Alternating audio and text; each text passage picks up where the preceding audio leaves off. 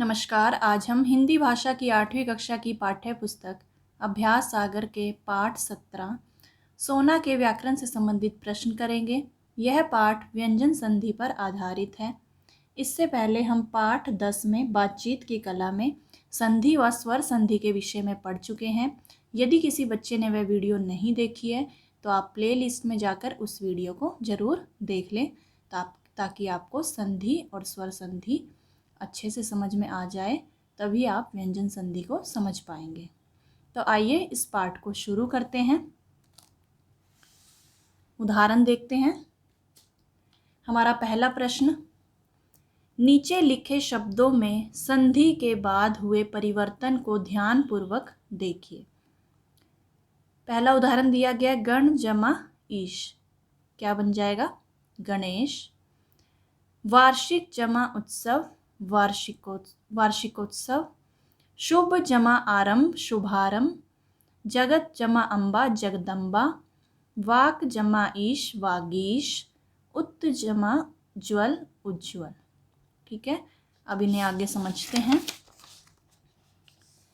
गणेश, वार्षिकोत्सव, शुभारंभ शब्दों में पूर्व पद में अंतिम वर्ण, ये जो ऊपर वाले तीन हमने उदाहरण पढ़े, ये तीनों,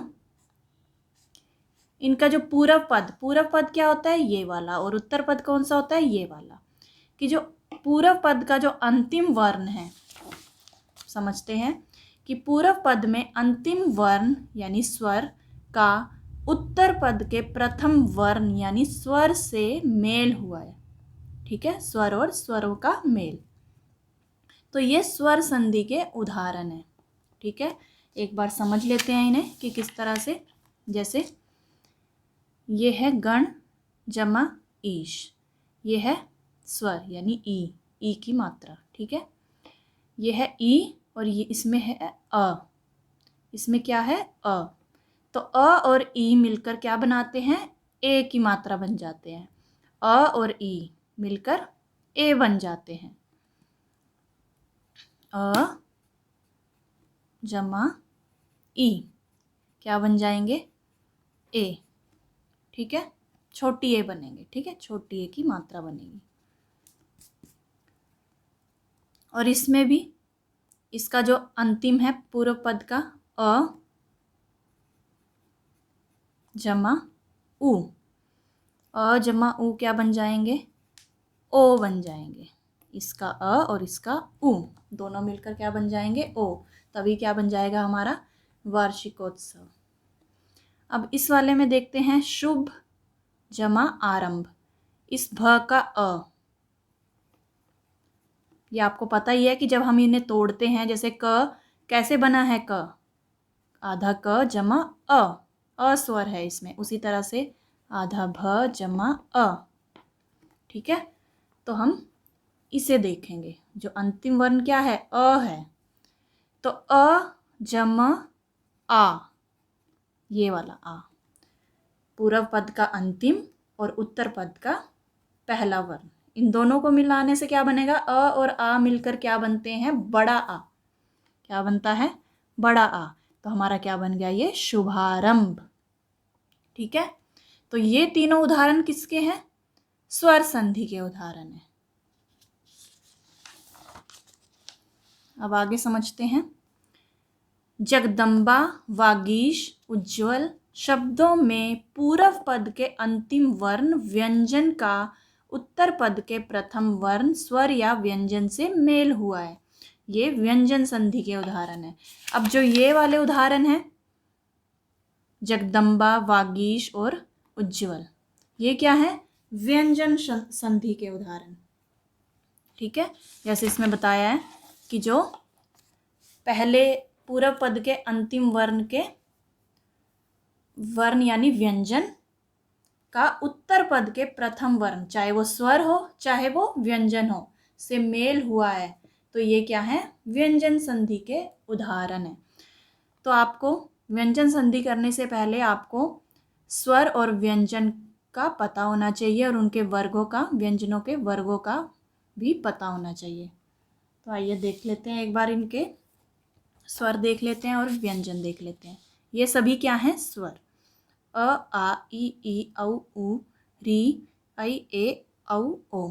ठीक है, और ये इनकी मात्रा है। अ की कोई मात्रा नहीं होती, ये आ की मात्रा, छोटी ई की, बड़ी ई की, छोटे ऊ की मात्रा, बड़े ऊ की मात्रा, री की मात्रा ये होती है, ए की मात्रा, ऐ की मात्रा, औ ओ। ठीक है, तो ये इनकी मात्राएं हैं।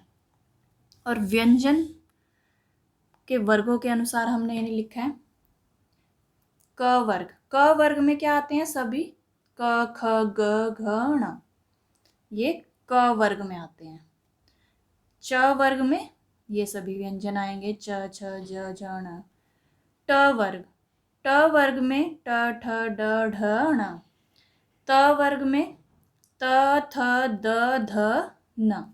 और फिर प वर्ग, प फ ब भ म। तो आपको ये सभी स्वर और ये सभी व्यंजन जो हैं इन वर्गानुसार आपको याद होने चाहिए। ठीक है, तो इन्हीं के अनुसार फिर हम व्यंजन संधि को करेंगे।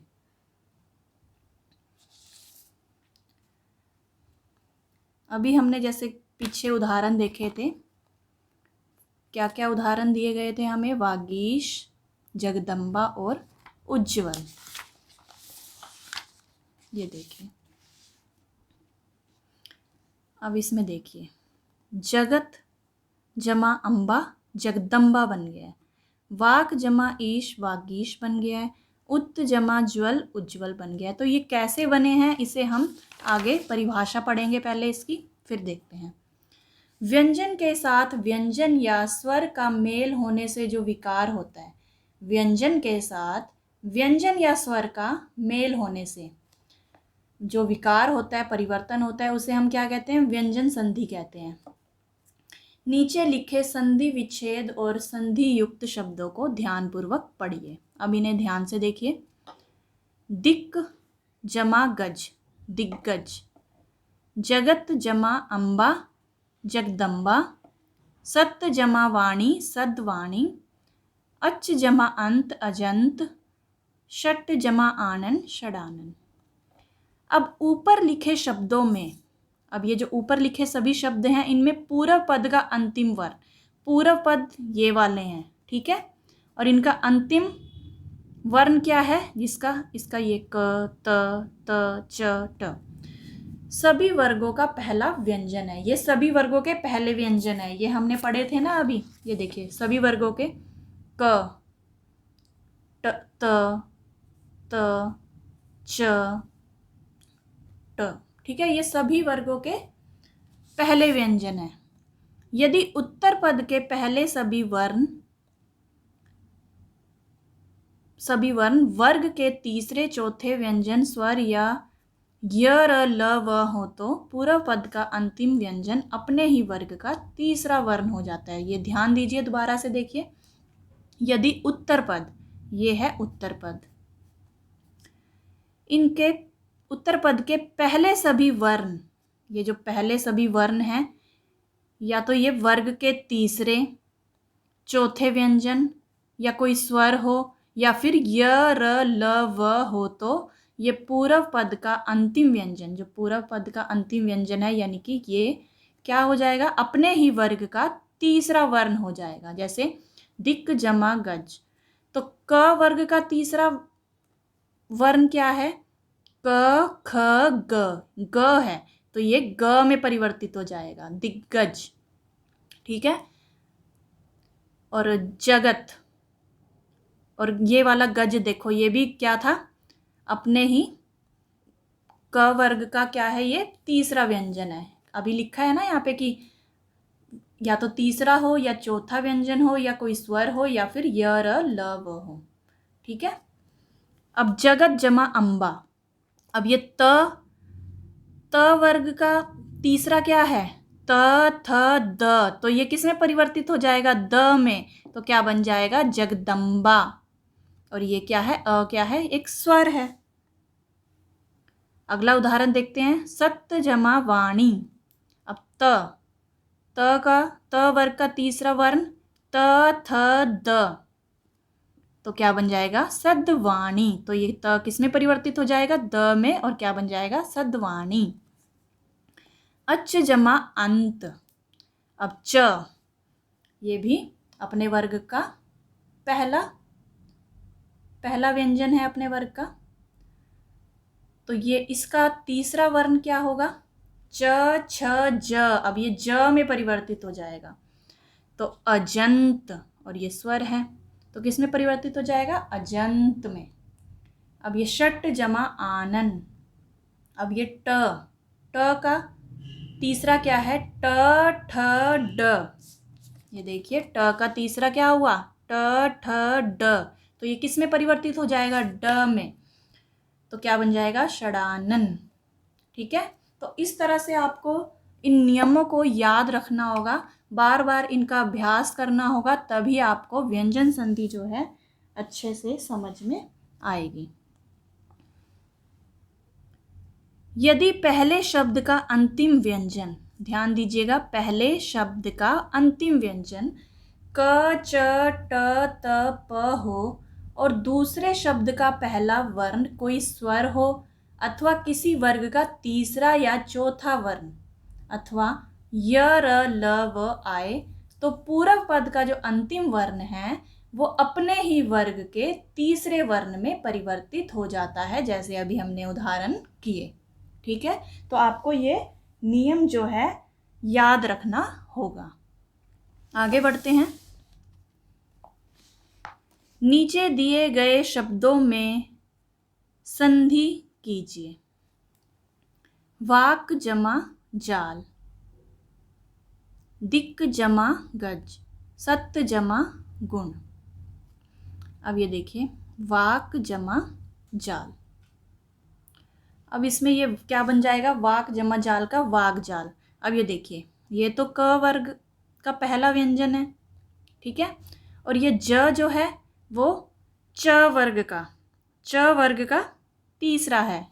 हमने पढ़ा था ना कि अगर दूसरे शब्द का पहला वर्ण आए, पहला वर्ण कोई स्वर हो या किसी वर्ग का तीसरा या चौथा वर्ण हो, किसी भी वर्ग का, और या य र ल व आए, तो पूरा पद का जो अंतिम वर्ण है वो अपने ही वर्ग के तीसरे वर्ण में परिवर्तित हो जाएगा। तो हम देख लेते हैं। जैसे ये देखिए ये च वर्ग का है ज, ये जो जाल का ज है वो किसका है? च वर्ग का है। तो ये क किस में परिवर्तित हो जाएगा? अपने ही वर्ग के तीसरे में, यानी क ख ग में परिवर्तित हो जाएगा। तो क्या बन जाएगा? वाक जाल। दिक् जमा गज। अब ये तो अपने ही वर्ग का है, ये जो दूसरा पद है वो अपने ही वर्ग का तीसरा है, क ख ग। तो ये किस में परिवर्तित होगा? क अपने ही वर्ग के तीसरे में, दिग्गज।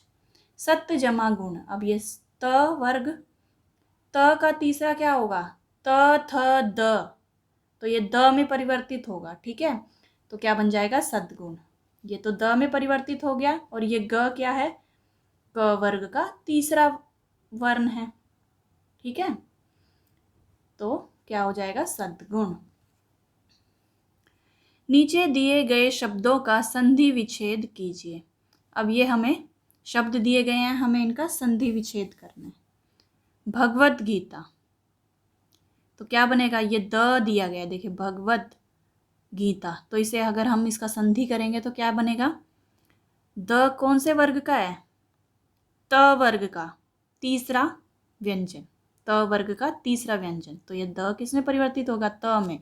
भगवत गीता, ठीक है, भगवत जमा गीता। जगदीश, जगत जमा ईश, ये भी द है, त थ द, है ना। तो किस में परिवर्तित होगा? ये त में। जगत जमा ईश, बड़ी की मात्रा है ना, तो ईश। दिग् जमा दर्शन। अब दर्शन तो अलग हो जाएगा, और दिग् यानी कि ग क्या है? क वर्ग का तीसरा वर्ण, तो क में परिवर्तित होगा ना, क्योंकि जो ये है क, जब हम इसको बदलेंगे तब ये ग में आता है, जब हम इसको बदलेंगे तो ये ग में परिवर्तित होगा। तो जब हम इसे तोड़ेंगे तो क्या होगा? दिक् जमा दर्शन। दिग्ज्ञान, दिग्ज्ञान का दिक् जमा ज्ञान। ये बार बार अभ्यास करने से ही आपको आएंगे, नियम को याद रखने से और बार बार अभ्यास करने से आपको ये संधि समझ में आएगी। नीचे लिखे संधि युक्त शब्दों और संधि विच्छेद को ध्यानपूर्वक देखिए। अब देखिए, वाक जमा मय वाड़म्य, षट जमा मास षण्मास, उत्त जमा मत्त उन्मत्त, उत्त जमा नति उन्नति। अब ऊपर लिखे पहले शब्द का अंतिम वर्ण क, ट तथा त है। अपने ही वर्ग का पहला है ये, ठीक है। ये क वर्ग का, ये ट वर्ग का पहला, ये त वर्ग का पहला। अब दूसरे शब्द का पहला वर्ण, दूसरे शब्द का पहला वर्ण म तथा न है। ये तो म है और ये क्या है, न। ध्यान दीजिए, पहले शब्दों के अंतिम वर्ण संधि करने पर, ध्यान दीजिए, पहले शब्दों के अंतिम वर्ण, पहले शब्दों के अंतिम वर्ण संधि करने पर उसी वर्ग के, अपने ही वर्ग के किस में बदल जाएंगे, उसी वर्ग के पांचवें वर्ण बन गए हैं। क्या बन गए हैं, अपने ही वर्ण के, अपने ही वर्ग के पांचवें वर्ण बन गए हैं, ठीक है। दोबारा सुनिए कि पहले शब्द का अंतिम वर्ण क्या है, क, ट, त। दूसरे शब्द का पहला वर्ण क्या है, म और न। और पहले शब्दों के जो अंतिम वर्ण है, पहले शब्द के जो अंतिम वर्ण है, संधि करने पर उसी वर्ग का पांचवा वर्ण बन गया है। जैसे ये क का पंचम क्या है, क, ख, ग, घ, ण, इसमें परिवर्तित हो गया। ट वर्ग का ट, ठ, ड, ढ, ण, ये वाला अन्ना। और त वर्ग का त, थ, द, ध, न, त, थ, द, ध, न। यदि पहले शब्द का अंतिम व्यंजन, पहले शब्द का अंतिम व्यंजन क, च, ट, त, प हो, यानी कि इनमें से हो, क, च, ट, त, प इनमें से हो, और दूसरे शब्द का पहला वर्ण कोई नासकीय व्यंजन हो, दूसरे शब्द का पहला व्यंजन कोई वर्ण कोई नासकीय व्यंजन हो, ये क्या है, म क्या है, नासकीय व्यंजन है, म, न और म ये क्या है, नासकीय व्यंजन है। तो उनके स्थान, तो उसके स्थान पर उसी वर्ग का पांचवा वर्ण आ जाता है, ठीक है। तो ये क का पांचवा ये वाला, ड, अण, ट का अण, त का न और इस त का भी न। तो वाक जमा मय वाड़म्य, षट जमा मास षण्मास, उत्त जमा मत्त उन्मत्त, उत्त जमा नति उन्नति। तो इस तरह से ये परिवर्तित हो जाएगा। आपको बस नियम को ध्यान में रखना है। ये दूसरा नियम पढ़ लिया हमने। नीचे दिए गए शब्दों में संधि कीजिए। चित्त जमा मय, अब ये त किस में परिवर्तित होगा, अपने ही पंचम में, पंचम वर्ण में, चिण्ह में। उत्त जमा नयन, ये त भी न में, उन्नयन। षट जमा मुख षण्मुख, इस वाले अनाव में, ठीक है। नीचे दिए गए शब्दों का संधि विच्छेद कीजिए। उन्मेष, अब हमें ये इस तरह से दिया गया है, हमें इस तरह से बनाना है, उन्हें संधि विच्छेद करना है। उन्मेष, अब ये न किसका है, त वर्ग का पंचम वर्ण है, तो ये त में परिवर्तित होगा। उत्त जमा मेष। सन्मार्ग, सत्त जमा मार्ग, क्योंकि न जो है त वर्ग का है, पंचम वर्ण। उन्नयन, तो ये उत्त जमा नयन, इस तरह से संधि होगी। नीचे दिए गए शब्दों में संधि के बाद हुए परिवर्तन को ध्यानपूर्वक देखिए। उत्त जमा लेख उल्लेख, सत्त जमा जन सज्जन, तत्त जमा टीका तटिका। ऊपर दिए लिखे शब्दों के पूर्व पद के अंतिम वर्ण त है। ये तीनों क्या है, इसका अंतिम क्या है, त है। तथा उत्तर पद के, अब ये उत्तर पद, इनके पहले वर्ण ल, ज, ट हैं। संधि करने पर पहले शब्द का अंतिम वर्ण, जब हम संधि करेंगे तो जो पहले शब्द का अंतिम वर्ण है, यानी कि ये त, ये ल, ज और ट हो गया है। क्या हो गया, ये ल, ज, ट हो गया। यदि त के बाद च, त के बाद च, ज और या झ, या ड या ल आए तो पहले शब्द का अंतिम वर्ण दूसरे शब्द के प्रथम वर्ण में परिवर्तित हो जाता है। दोबारा सुनिए, ध्यान दीजिए कि यदि त के बाद या तो च आए, ज या झ आए, ज तो आया हुआ है, ट या ड आए, ट भी आया हुआ है, या ल आए, ल भी आया हुआ है, तो पहले शब्द का अंतिम वर्ण यानी त किस में परिवर्तित हो जाएगा? दूसरे शब्द के प्रथम वर्ण में परिवर्तित हो जाता है। ठीक है, तो प्रथम वर्ण में क्या हो जाएगा? परिवर्तित हो जाएगा। कहने का अर्थ है कि जो इसका अंतिम वर्ण है यानी त, वो दूसरे शब्द के प्रथम वर्ण, जो भी दूसरे शब्द का प्रथम वर्ण होगा, अगर ल है तो ल में परिवर्तित हो जाएगा, ज है तो ज में परिवर्तित हो जाएगा, ट है तो ट में परिवर्तित हो जाएगा। जैसे आपने देखा त का क्या बन गया? ल आधा ल, उल्लेख, सत्य जमा जन सज्जन, ज बन गया ये, तत्व जमा टीका तट्टिका। ठीक है, अब देखते हैं, नीचे दिए गए शब्दों में संधि कीजिए। तत्व जमा लीन, तो अब ये त किस में होएगा? ल में ही परिवर्तित हो जाएगा, इसमें ही, तल्लीन। उत्त जमा ज्वल, उज्ज्वल। तत्व जमा टीका तट्टिका। उत्त जमा डयन, उडयन। उत्त जमा चारण, च में परिवर्तित हो जाएगा तो उच्चारण। तो इस तरह से आपने करना है, बस आपने को नियम याद रखने हैं। पहले हमने ये वाला नियम पढ़ा, पहले हमने स्वर संधि के बारे में पढ़ा, ठीक है, उसके बाद हमने इसका पहला नियम पढ़ा, फिर हमने यहाँ पर ये दूसरा नियम पढ़ा, और आपको नियम याद रखने हैं अच्छे से, तभी आप स्वर संधि कर पाएंगे। फिर हमने ये तीसरा नियम पढ़ा और इसी के ये उदाहरण पढ़े। अब आगे देखते हैं 10वां प्रश्न।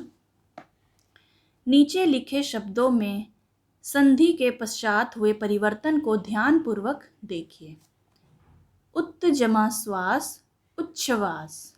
उत्त जमा शिष्ट, उच्छिष्ट। अब याद रखिए, यदि त के